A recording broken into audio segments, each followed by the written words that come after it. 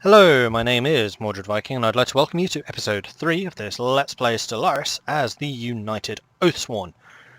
In the previous episode, we started exploring some of the systems around us, and you can see that by these green arrows and just the expanded kind of coloured section. We also discovered one of our first neighbours who is a pacifist, just like we are, so we should become good friends in the future, I would think. And I think that was about it.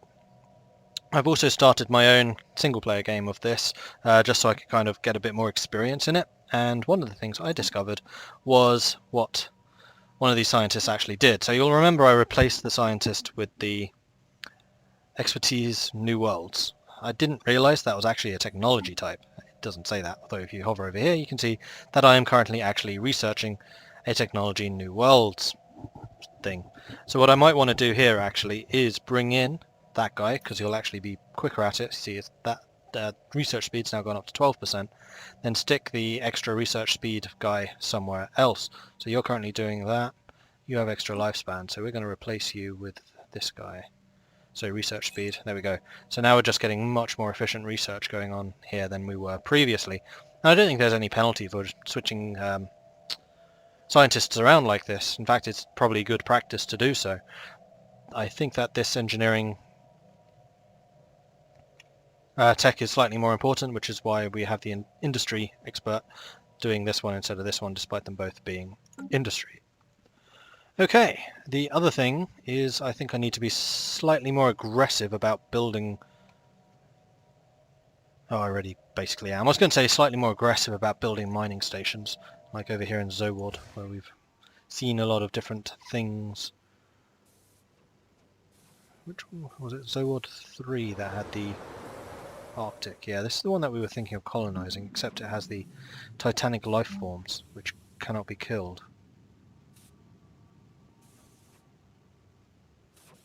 So does that mean just ever? No, like I said, I think that's actually depends on your level of technology, like you can do an event chain or something when that happens. Right, so our survey ships have done their job, so we need to send them off to somewhere else. We have an arid world, desert world, ocean world, arid, desert and tropical, desert, Arctic and 2 tundras. So we probably want to try and grab that place. 3 oceans, an arid. Yeah, we want to go and survey that system now, I think. Maybe we'll start thinking about expanding over in that direction. Task force, what are you lot doing? You are not doing anything. I want you to be a little more aggressive about... Oh, you're up there. My mistake. Special project complete. Research complete. Space amoebas forever. The space amoebas, the nickname now lovingly popularized on Ursula Prime, are solitary animals when left to their own devices. All but the youngest specimens are accompanied by quasi-independent organisms dubbed flagella, seemingly spawned by the amoeba and programmed through liquid RNA-laced secretions to do the bidding of the host. Initially assumed to be young space amoebas, the flagella do not seem to factor into any reproductive mechanics, each individual flagellum instead operating solely as a disconnected limb for a host amoeba. That's a really long sentence. These flagella are capable of manipulating and even attacking objects in an impressive yet restricted range around the host, periodically returning to lodge inside the host amoeba's body for reprogramming. There are potential military applications of the graceful patterns of circulation apparent in the flagella's movement. So if we take this, we get 5% free evasion. Cool. And we've completed the army damage and minerals research, so hopefully our mineral production will have increased accordingly. So we need to give some new technology. So we could get another mining thing, which unlocks mining network 2s. Now are these the... No, these are buildings. They're actually called mining networks. Where's our... No, you're a moon, aren't you? That's it. In my other game, it's actually a planet. And then surface. We have got a mining network 1 here. Now I wonder if those are upgraded automatically. Nope, they're not. You actually have to do it. And I'm going to guess there'll be a little icon to suggest that you need to do so now, because of how important minerals are, especially in this stage of the game where you want to basically just build lots of mining stations. I think that it will be important to get mining networks. And it's also industry, so we get it more quickly, thanks to his expertise. Marvellous. Now, what was I trying to do? Oh yes, I was trying to decide where to move you guys. So I think I will send you here. I can't send you into here, can I? I can. You're technically just outside of the location, because it is actually possible to go into a 3D map of this. There we go. Hold down right click. You can kind of see it's actually like on the other side of that cloud. And apparently there is a button which brings you back to your original facing, though I'm not actually sure what it is. So if I was just facing... Oh, it automatically does. Okay, cool. It's not a button, it just does it. So yeah, we'll explore those. And then I think we will check out this dead end. And go back to something like that. Oops. Okay, cool. Research complete. Oh, we've got another tech. So what do we want here? This guy is just research speed. So we can get fusion reactors, which are better power sources on our ships. We get gravitic sensors, which increase the sensor range for both ships and stations. Fusion reactor, just more power generation. Or deflectors, which are shields, and these are the earlier shields I believe you can get. I kind of like the idea of having shields on our fleets, so let's get that. Cool. You're moving... What's our construction ships doing? You are currently not doing anything. Now, Zoward 3, do we want to settle here? I would think the answer is probably yes. We'll probably put a place right there, because then we get that, and that. So no, we already have built a mining station. I want to build some more. We'll go for the credit. Except that's going to cost us 90. So at the end of this month, you can see the time up there, I'm actually going to speed things up a little bit, I think. And then we'll send them over here. There we go. Build mining station. Now, because mining stations cost 1 and this earns us 2, that is a net increase, which is good. Continental Ocean. Hostiles. Big hostiles. And a vortex. Oh, it's a black hole. Ah, cool.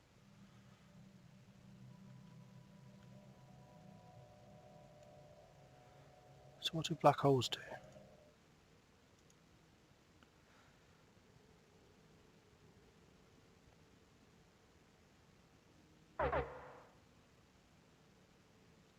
I want to survey that. I'm curious. Like, what are black holes for? Another hostile fleet. You guys aren't having much luck with the non-hostiles, are you? Are any of you damaged? No. That is good. And there's another black hole. Wow. In theory, civilization encountered. We have detected the presence of a pre-space alien civilization on Rorian's Grove. There is evidence that they have harnessed the power of the atom, and nuclear weaponry may be prolific among their many divided nation-states. Possibility of a sudden self-inflicted extinction event is high. We should consider building an observation post above their world to study them more closely. Yes, I would agree with that. So where was that? Rorian's Grove. So, primitive civilizations, and this is a pretty cool aspect of the game actually, is you can find planets like this one, which have primitives on them, and you can send a construction ship over there to build an observation post. So, holding down shift, we'll right click, and then we can build an observation post for it has to be within our borders. Now, observation posts are cool because they allow you to actively observe a population, that is, sending down people and probing their population, which basically gives you a science boost, I believe. Or you can passively watch them, so you're just kind of in orbit and just looking down and seeing what they're doing. Or you can actually send agents down to try and subvert their government, and eventually one of these civilizations can actually become spacefaring. They get the technology and they join the galactic empires up here, and if you have kind of subverted them, then you that process is quicker, and there's a chance that they can become a vassal when they do become spacefaring.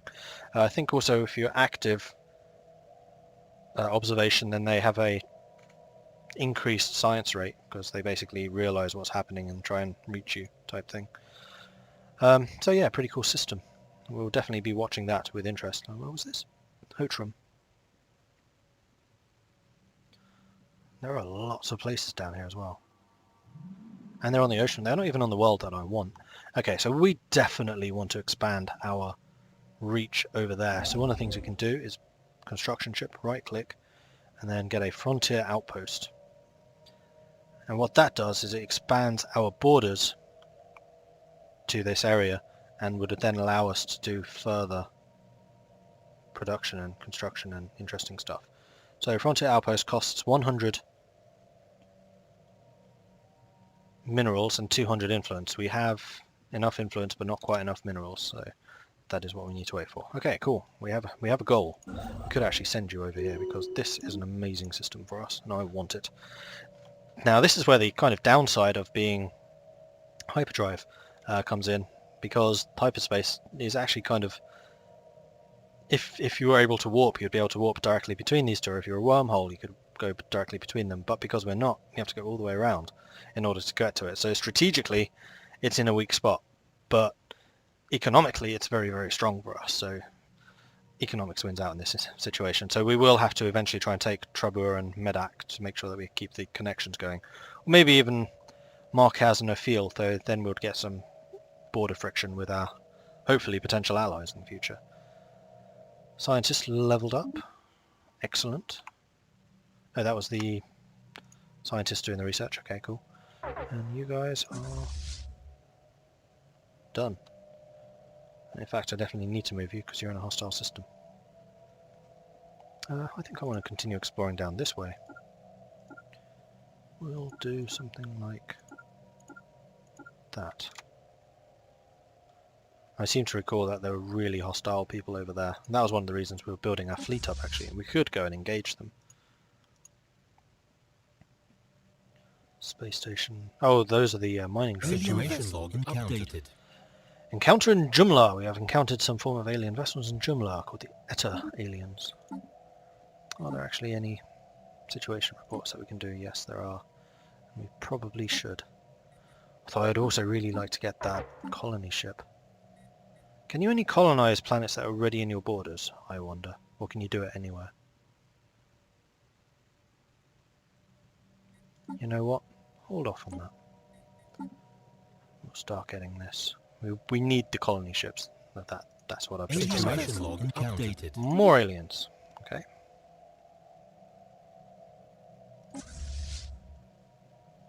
Pretty hostile space, this one.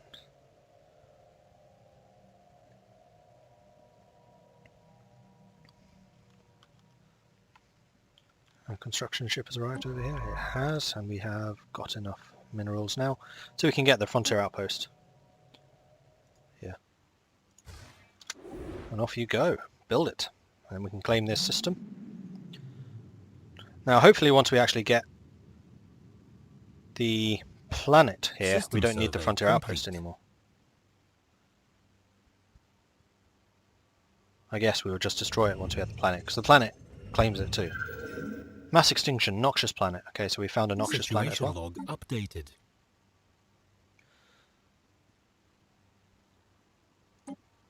Requires the science ship. Yes, it does. In election. Okay, we'll deal with that in just a moment. First of all, I want to find this. Oh, it's in a different system, isn't it? Yes. Alright, so once you're done with that science ship. No, that's not what I meant. I want you to come over here. Oh, Pete's sake. You, survey. Have you finished surveying yet? Oh, it was a construction ship I had selected. That was the problem. So once you are done with this, I want you... And where was it? So that one?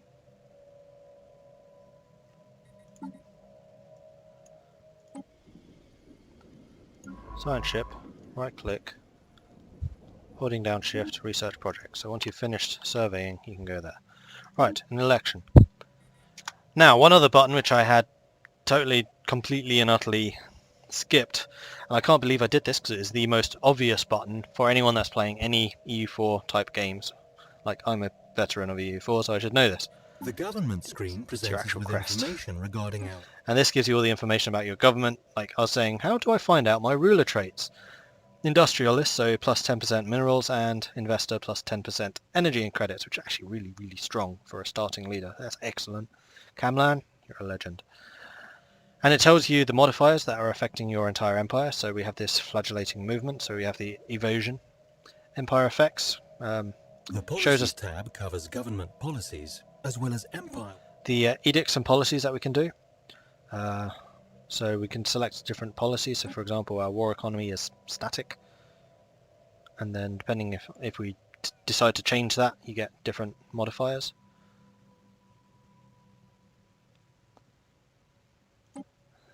Slavery, completely prohibited, may not enslave. We can choose to have them enslaved. Purging, I guess that's like genocide. Orbital bombardment, what level of bombardment we can do. We're currently on limited, which means that we do more damage, but there's also more collateral damage. Native interference, we can do active. Unrestricted, I think, is if we did everything. You cannot have it if you're xenophile. Okay. Native enlightenment, this is you can share technologies with natives to build them up more quickly. Migration, free migration, so people can freely move wherever. You can actually get a diplomatic treaty with other nations to allow free migration between empires too. So if your population's particularly happy, then there's a chance you'll attract people towards you. Resettlement, so you can forcibly move people around around planets. So say we conquered a rival empire, we could forcibly move some of their population to one of our own to balance out the happiness and reduce the chance of them revolting. Although it would also make our own planets more unhappy, but there are ways of dealing with that, I believe. Voting rights, so everyone votes. This is a pretty free democracy. Only our primary species can become leaders. And first contact protocol. We're actually aggressive. Really?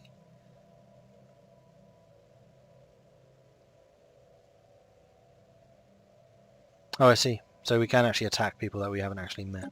Interesting. I was actually expecting that to be passive, but I'll leave it as aggressive. That's saying that we can do that, we don't have to. Then edicts, and this is something I'd really wish I had seen before, because there's a rather powerful one. This one right here, encourage free thought. Ethics divergence plus 15%. I don't think that's a problem, because we are all Ursian. That becomes more of an issue when you meet more populations and you get more populations within your empire. This is an empire. You're not a race, you're an empire, so you can have multiple different races within an empire. So I'm very tempted to activate that. It would cost us 1 influence a month, but I think that is a pretty good trade-off. 10% extra research speed? Yes, please. So we just click on that and it's active. There's no cooldown. As far as I can tell, it's just on or not. And then you can do these engineering research grants, physics and society. It's minus 10% for the other two, but 30% well, the one that you're actually doing the grants on. So it's a net gain of 10% research. In my single player game I actually had all 3 of these active and encouraged free thought, so I wasn't getting much influence at all, but my science rate was ridiculous. Plus I was materialist, so I was getting even more science. Yeah, I was getting a lot of research in that game, but we're less technologically aggressive in this one because I do want the influence, because I think we will need it. And then drone optimizations, this is what we discovered because of the drones that we discovered. So we produce less energy credits, but we produce more credits. More minerals. And considering we're actually got a decent surplus of energy credits right now, I think we'll turn that one on. Oh, does that cost? Oh, that costs influence as well. Yeah, never mind. We'll leave that one off. If we had more influence, I'd probably do it. And remember, one of the primary ways of getting influence is through rivalries, but as we've only actually discovered one other nation and they're very friendly towards us, that's not something I particularly want to do. Okay. So let's just let some more time pass, essentially. Mass extinction, desolate planet. Situation log updated. Okay, so pause again. Desolate planet. Go to. We'll select our science ship, hold down shift, right click, research project. So once they've done the surveying of the other system, the other research project, then they'll go over and do this one. Continue. Right, Hotram. Have we finished building here yet? No, construction ship is currently doing the construction. That is good. We're still researching that. 14 months, just over a year. We have fully surveyed Hotram. That's good. Right, so you can click on the election thing, and this allows you to see the different candidates. So we have Kamlan here, that's our current guy. Number of people supporting them right now. So currently they have 100% support from the loyalists. They really like him because he's just been a very effective ruler. Oh no, sorry. That's what factions are supporting them. So you get different factions, which is in the Empire log here. But we only have loyalists. There are no like splinter groups that want independence. And then the vote share. So how likely this basically says who will get elected. So right now it is Kamlan. And then each one also has a manifesto. Is that what they're... No, mandate. A mandate. So if they get elected, then you have the choice of doing these things. So this off-world miner is basically saying if we build at least 4 more orbital mining stations, then we'll get a reward of between 80 and 175 influence. Actually quite a nice reward, and we are very actively building mining stations, so we are very likely to do that one. Also, another option would be to build 4 new orbital research stations. That would also give you influence, or ensure... so if we legalized slavery, that's what this guy is standing for, then we would get the influence, and so is that guy. So these two are both slavers. We don't want to do that. We're very anti-slavery, so we want one of these two. Because Kamlan is such a high level already, he's the one that I'm definitely the most in favour of. And we can influence an election ourselves by spending some influence. Hence the name, I guess. But I'm not going to do that because Kamlan's already winning, and he's the one I would like to see in power. You can also see the traits of these other guys. So this guy is happiness, so he's plus 10% happiness for all members of your population, which is very strong. Once you've like just captured a new planet from an enemy, then you need the happiness boost to keep them in line. Extra energy. Oh, there you go. Monthly influence. That's pretty nice actually. It's just you get +1 influence a month. Science ship build costs reduced. Anomaly research speeds increased. That's pretty nice. We haven't actually found that many anomalies in this game. More energy and more happiness. So these two are much the same. But I really like Kamlan's. I mean, he's a magnificent ruler. Minerals and energy. Hell yeah. Speaking of which, the other thing I wanted to check is his level. What does his skill level do? So he's skill 4. Which means what? See here, he gets research speed plus 2%, plus 4%, happiness plus 2, construction time minus 5, clear blocker time minus 6. He doesn't seem to have any bonus from skill. That's a bit strange.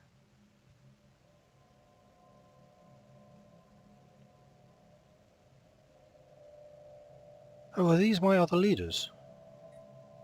That would make sense, wouldn't it? Where can I see that? That was in Empire, wasn't it? So Barham, Goldrig and Raldim. Barham, Raldrim, Goldrig. Okay, so that's why they're getting their bonuses.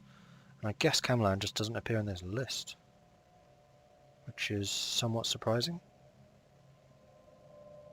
I would have thought that Kamlan would have started out as a governor. Oh, I guess if they become the ruler, then they're pulled out of being governor or whatever. I'm really surprised that he has no set skills for being... John, yeah, himself has no set skills for level. Goldrick is leveled up. Let me see that. Here we go. So our engineering guy is leveled up. So he's now getting research speed plus 4%. Situation so log updated. Ruler elected. Kamlan has been elected. New ruler mandate. Camlan's been elected as Chancellor of the United Oathsworn.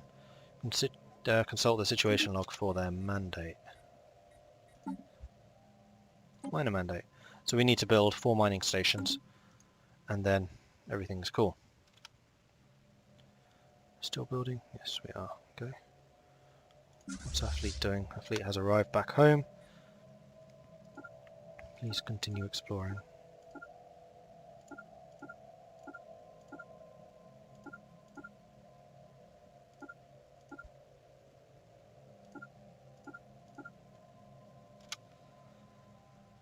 That's a really inefficient route. Let's do that again.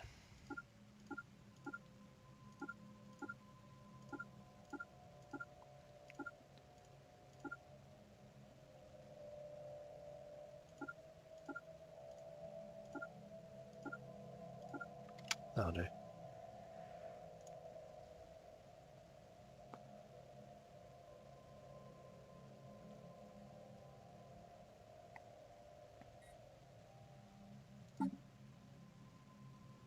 Just need to keep an eye on the technologies.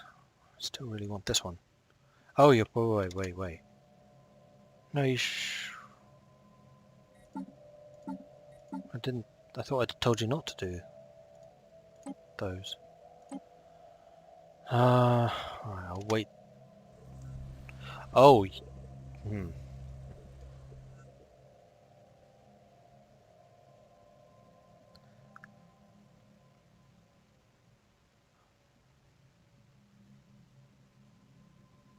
Right, habitable world survey. We know without a doubt that a thriving biosphere is not something unique to Ursula Prime. Both the scientific community and the public at large are eager to learn more about the various forms of alien life found throughout the galaxy. Efforts to catalogue the life forms we can encounter are already underway, but our xenobiologists have urged us to focus our planetary survey efforts on habitable life-bearing worlds. A commendable initiative begins the habitable world survey event chain, or more important... No, Situation log updated.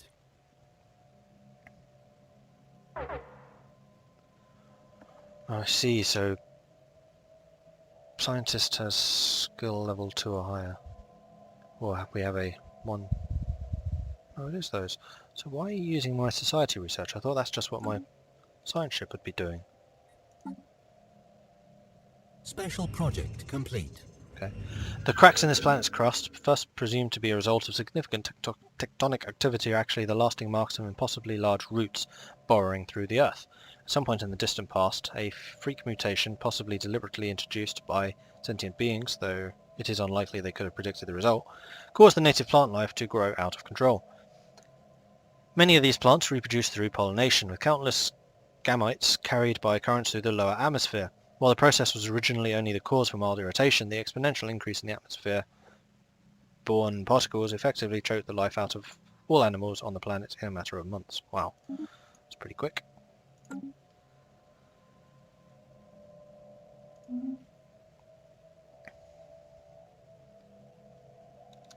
So we're back to researching colony ships, because I'd really like that to finish. In fact, once we have the colony ship, then we won't need this thing. You know what? I'm going to cancel this production. How do I do that?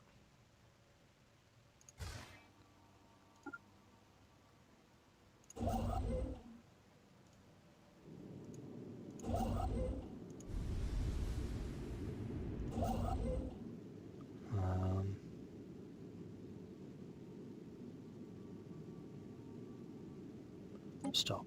That's how. Okay, hopefully that gave me a refund. Yes, I think it did. So we're not going to build that there. Instead, we are going to build a research station here. And then once we have the colony ship, we'll use you to further improve that. So changing my mind there, because we're actually a bit closer to getting a colony ship than I had first realised. So we're going to build a research station here on Follingar 2. Off you go. Now, one notable difference here with Ursula is we only get the 2 energy credits. In my other game, I had like 8 minerals, or 8 resources from my home system. So Ursula is actually really poor start location. I had a much better start in the other one, but I was also really crowded in. There don't seem to be many other empires around us. Although, to be fair, we haven't actually discovered many of the more recent people, so we don't know. Right, Farngar's doing that, Science Ship's doing that. You seem to have finished. No, you are still moving. Right, that's what that means. It does actually give you the icon beside each thing to tell you what they're doing. So Science Ship is currently doing the analysis, etc. Special project complete. Mass extinction, barren. Life on the now barren planet was sadly doomed from the start. As if by some cruel stellar conspiracy, the dominant species on the planet barely had time to awaken to sapience and invent agriculture before, through unfortunate geological mechanisms, the Earth started turning sour. Samples from lower soil strata and the fossilized remains of the creatures that once roamed the planet showed that several vital minerals needed to rejuvenate the soil ended up through their largely agricultural diet in the endoskeletons of the native beings. Their bones were prone to fossilize rather than decay, and their very existence exhausted the fragile ecosystem they inhabited, leaving it permanently transformed in the wake of their passing. So over-farming did that one. And now the science ship has the ZZZ next to it, meaning it's done. It's done its job. So, where do we want to explore next? I think probably Zoltan, seeing as it's in our Hostile fleet home engaged. area. One of our fleets is fighting. Oh no! Oh, this looks like a fight we'll win though. Unknown vessels. Yeah, let's watch this one. Oh, I don't have a leader here. I need to go. Really? No leader? What I did. Anyway, we're fighting. We're damaging all three. Some of our ships are taking some damage, though we are hurting their ships far more.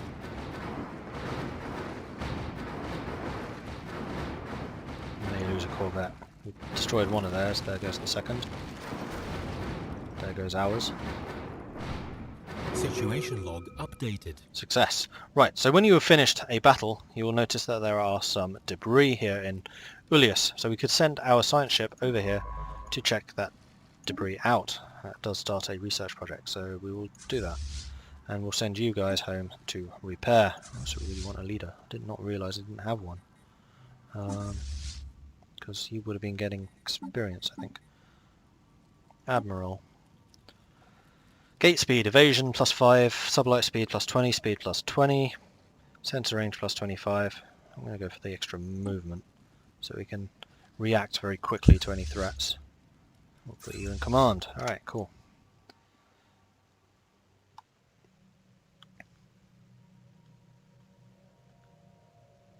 What's this? Fleet combat stats. This tells you what happened. So our total damage output, 1,685. To theirs, 533. We hit a lot harder than they did, but they were tougher than we were. And our research station there has been completed, so we are now gaining more physics research. As you can see, it's now gone up to +7%, or +7 a month. Excellent. We may as well build one in Zowood as well. Got a research station there. Everyone's on the move. Good. We could actually... I really wish there was a way of selecting a spaceport here. Because I need you to build me some more corvettes. We'll get 2 more. We'll keep our military force strong. We need something to uphold the law. Research I am the law. Technology, aha! And we have got our colony ship, so I'll probably be cancelling those 2 ships like straight away and building a colony ship instead. It costs us 350, so yeah, I'm cancelling both of those. And we'll need to save up 350 minerals, we're roughly halfway, and then just time. That is something for the next episode though, so thank you very much for watching. I hope you're enjoying this Let's Play of Stellaris. It is a really rather good game. I'm kind of pleased I'm playing the separate game as well, so I can learn a little bit more about the intricacies and then explain those to you as I go along. If you have any tips or advice for me, then please do leave a comment in the section below. I'm sure I am making mistakes and missing stuff. It turns out that commentating on this type of stuff does actually take rather a lot of your focus, and I do make errors, I've noticed. If you're enjoying the series, then please do also like and subscribe. I very much appreciate it. It does help the channel grow and introduces more people to this great game, which of course is a good thing. If you... I'm completely losing myself here. Thank you very much for watching. I'll catch you next time. Goodbye.